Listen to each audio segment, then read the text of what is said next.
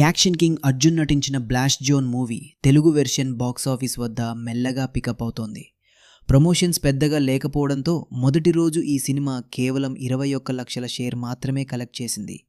కానీ positive talk కారణంగా రెండో రోజు కలెక్షన్స్ పెరిగి 45 లక్షల షేర్కు చేరుకున్నాయి.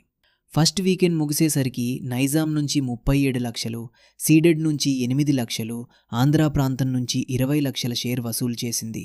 మొత్తం ఏపీ, తెలంగాణలో 65 లక్షల షేర్ రాబట్టగా ప్రపంచవ్యాప్తంగా తెలుగు వెర్షన్ 69 లక్షల షేర్ మరియు సుమారు 1.26 కోట్ల గ్రాస్ కలెక్షన్స్ సాధించింది. అయితే ఈ సినిమాకు బ్రేక్ ఈవెన్ టార్గెట్ 1.8 కోట్లు. ప్రస్తుతం ఇంకా సుమారు 1.1 కోట్ల షేర్ అవసరం ఉంది. ఇక తమిళ్ సహా అన్ని భాషల్లో చూస్తే బ్లాస్ట్ మూవీ ప్రపంచవ్యాప్తంగా 12 కోట్లకు పైగా వసూలు సాధించి మంచి గ్రోత్ చూపిస్తోంది. మరి రాబోయే రోజుల్లో బ్లాస్ట్ జోన్ బ్రేక్ ఈవెన్ సాధిస్తుందా? మీ అభిప్రాయం కామెంట్ చేయండి. ఇంకా ఇలాంటి మూవీ కలెక్షన్స్ అప్డేట్స్ కోసం ఛానల్ను ఫాలో అవ్వండి.